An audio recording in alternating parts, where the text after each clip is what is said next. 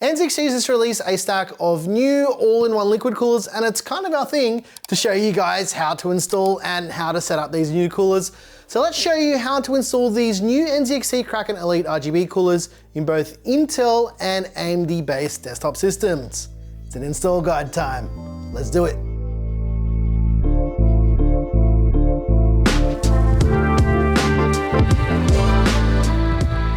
This video is for demonstration purposes only. This video is not a review because every system, motherboard, case, fan placement, and setup is different. So make sure you research what will fit into your case before buying any parts for your PCs, both new or old. This guide is just to give you the fundamental idea of how to install the new NZXT Kraken Elite RGB coolers, and the steps here are the same for both the 240 and 360 versions of the cooler. Let's answer some of your burning questions from the jump. The case used is the Fantex Eclipse P400A. The reason why this case was chosen is it's one of the easiest cases for us to film with. These parts that you're seeing here for both the Intel and AMD versions of the guide were chosen purely for demonstration purposes only because this video is not a review. We're just here to show you how to install it. Yes, this will work with almost every single AMD and Intel CPU and motherboard combo you're gonna ask about in the comments from the last 13 or so years into the foreseeable future.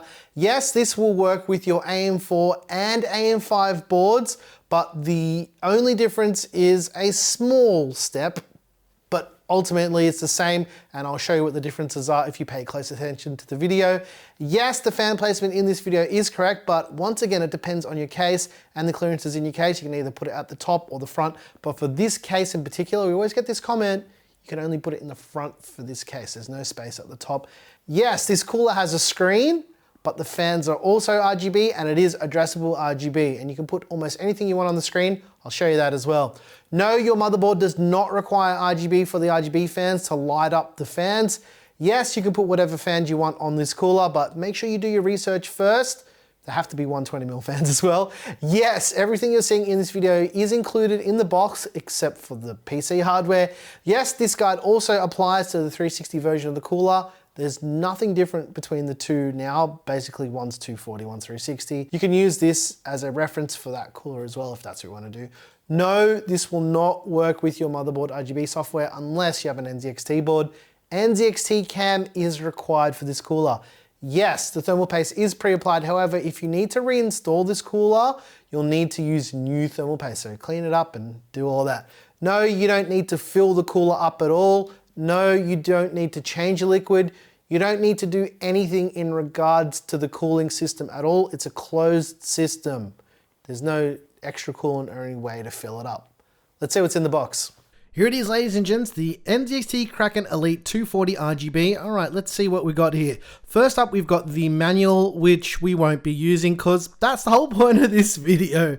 Next up, we've got the RGB controller. This allows you to plug 3 NZXT RGB fans into the controller for control in NZXT CAM.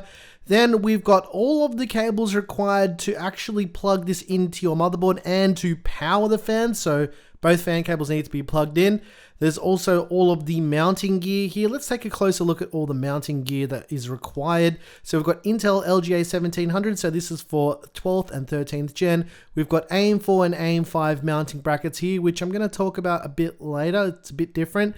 There's all the fan screws used to mount the fans. There's also LGA 115x and these bolts used for all mounting. There's also a back plate here. This is the LGA 1700 and LGA 115x backplate, as well as these little standoffs, which I'll explain in a moment once again.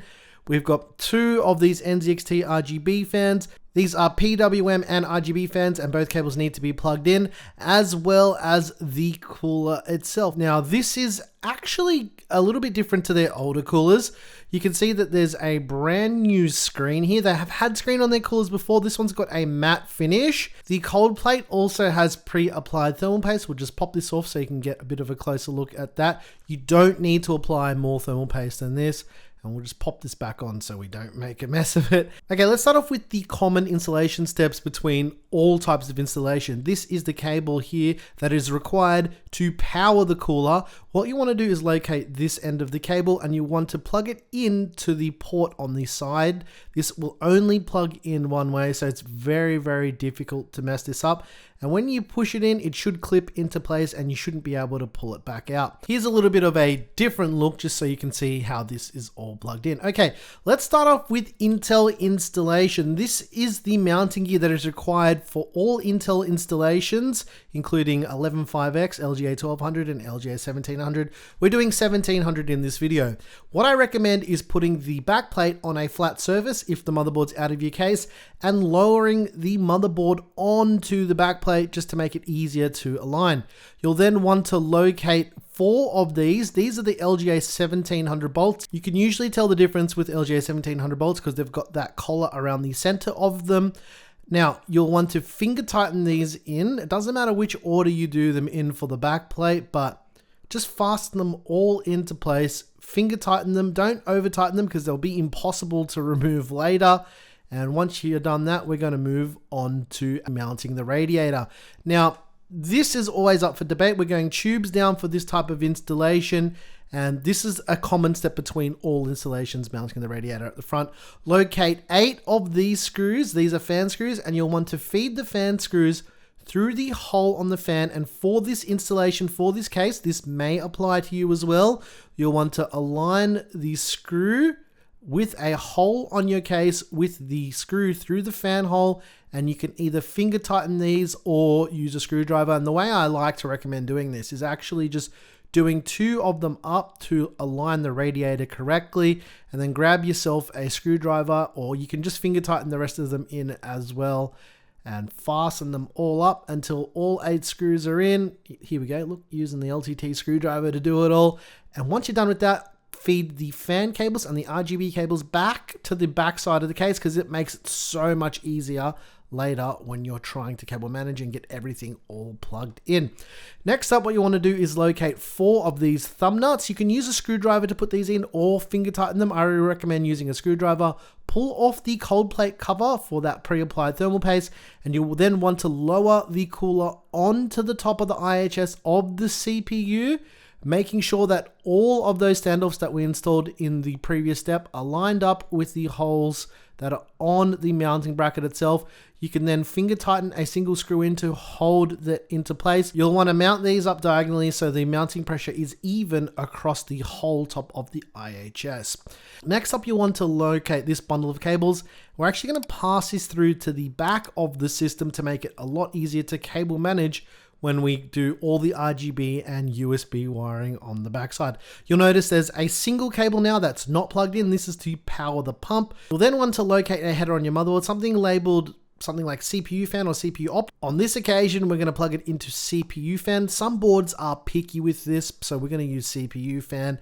And then just plug that in. It'll only plug in one way. And once you've got that plugged in, we should be good to go. Now we're going to move on to AMD installation steps. For AM4 and AM5 installation, this is the mounting hardware that is required for the installation. A couple more things than the Intel installation. Okay, what we're going to do now is we're going to change the bracket. So locate this bracket. Now what I want you to do is put a little bit of pressure on the outside of the bracket, rotate, twist, and pull the bracket away. Then reverse that process to install the AMD bracket. So lower it on and then rotate it and you'll feel it clip into place. Very straightforward. Now you'll want to remove the stock mounting hardware on your AM4 or AM5 motherboard. So this is the same for both. Now here's where the difference happens. You'll notice that we have these standoffs here. This is for AM4 and AM5. And if we take a bit of a closer look, you'll see that whatever is the label facing up is the correct orientation. So this is AM4 and this one is for AM5. And because we've got an AM5 board, we'll have the AM5 side facing up. Locate 4 of these standoffs. The side with the larger thread is the thread that goes into the motherboard. So you want to put those through the standoffs. Then you'll want to finger tighten those into your motherboard. There is no tool to fasten these, so just finger tighten them as much as you can. Don't over tighten them. It'll make it hard to remove later if you need to remove them. And then once you're done with that, we should be on to mounting the cooler. Now, this is a common installation step as well. The same thing here, we're showing the Intel board, but this is the same for AM4 and AM5. Put the radiator in your desired location. You'll then want to locate 8 of these mounting screws, and then we're going to fasten up all of the fans, putting the fan screw through the fan, aligning your radiator with the cutouts and holes on your case itself. And as mentioned in many other of our installation guides, or if you're new here, welcome! You'll want to finger tighten all of these screws up one by one, and I recommend doing 2 screws at a time just so the radiator aligns itself correctly. And once you get all those in and aligned, get yourself some more screws and a screwdriver and whiz them all up so we can be ready to move on to mounting the cooler on top of the CPU IHS itself. Once we're done with that, grab the additional cables, both the RGB and the PWM power. Both of these need to be plugged in, don't forget that. And this is going to make your life a lot easier when we get around to doing all the wiring. Now locate 4 of these thumb nuts. What we're going to do now is lower the cooler onto the standoffs that we installed onto the motherboard in the previous step. And then you'll want to get one of them, just finger tighten it up to begin with. You'll do every single corner, just like so. And once you've got at least 2 in, you'll want to then start fastening them up in a diagonal pattern. You can use a screwdriver or you can use your fingers. I recommend using a screwdriver, but just don't over tighten stuff and you won't have any problems. Next up, you'll want to locate this bundle of cables, and what we're going to do here is pass that through to the back side of your case for easy cable management at a later date. This isn't a cable management guide. This is just to help you guys get a bit of an understanding of where your cables should go. You'll notice there is another cable you haven't plugged in yet. What we're going to do is locate a header on your motherboard, something like CPU fan or CPU opt or pump fan or whatnot. I recommend CPU fan for some motherboards because they can be quite picky. We're going to do CPU fan for this motherboard in particular. Let's move on to wiring. This is common across all platforms and all installations. Locate this USB 2.0 splitter cable. This will plug into your motherboard, and this is the end that will be plugging into your motherboard to make this work. What you want to do is locate a USB 2.0 front panel header on your motherboard, pass that cable up through the backside to the front, and then plug the cable in. And this will allow us to have full USB control in software for the cooler.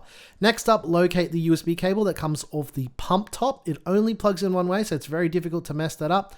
Now you'll want to locate the RGB controller that comes with the cooler as well, and plug in that USB cable into the USB 2.0 splitter cable as well. This will allow for RGB control for the fans.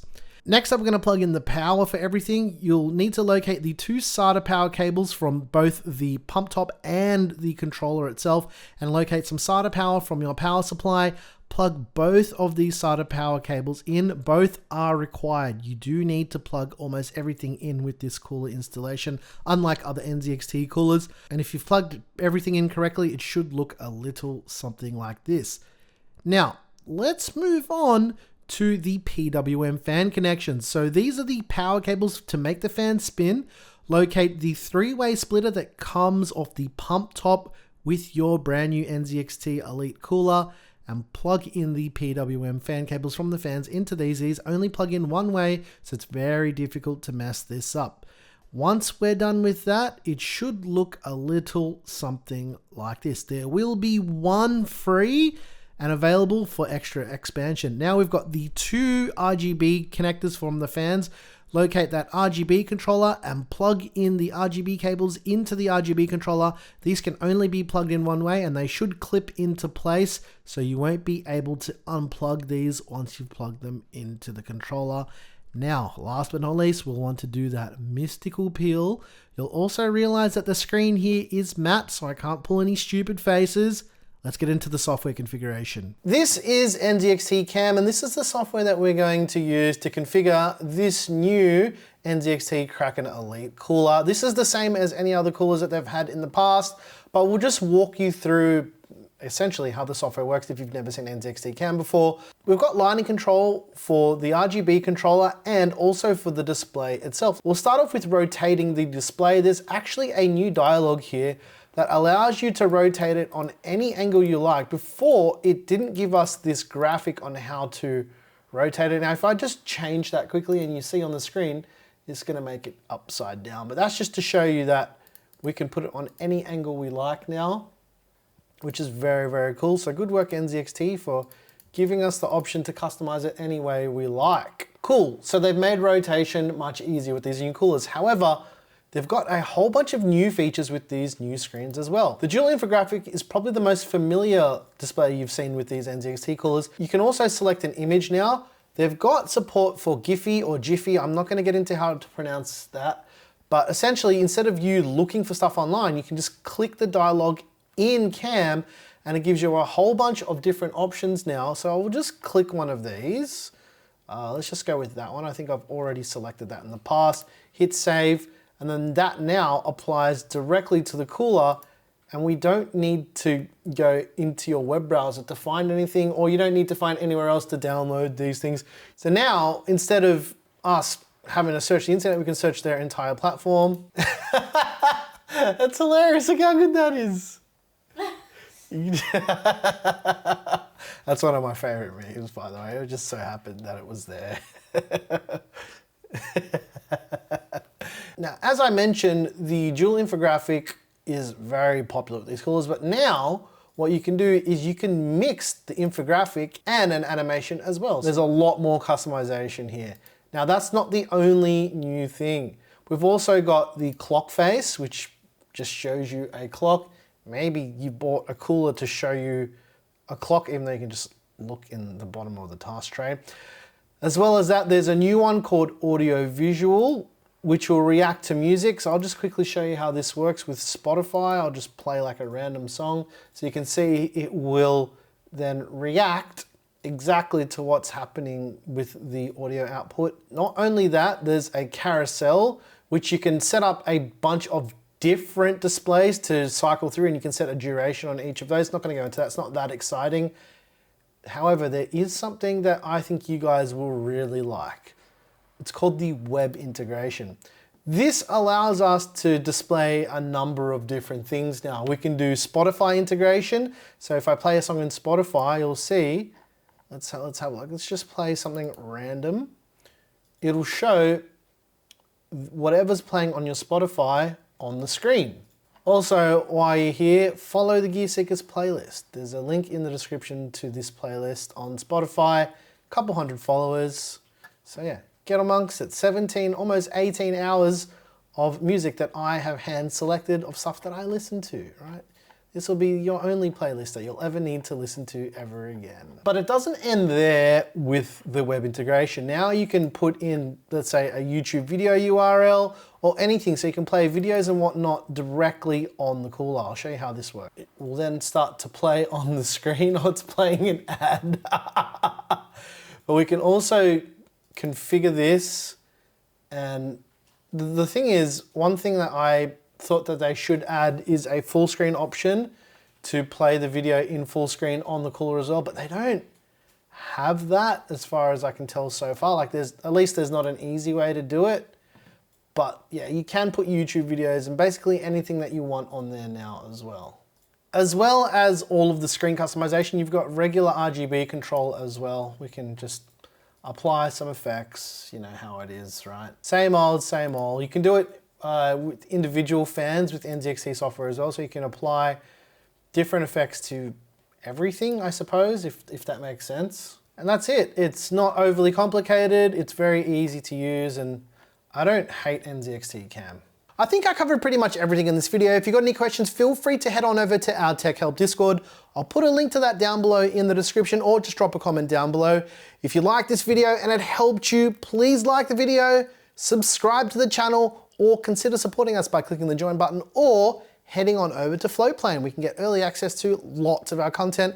We've got lots of exclusive stuff for members and Floatplane members as well. Does that make sense?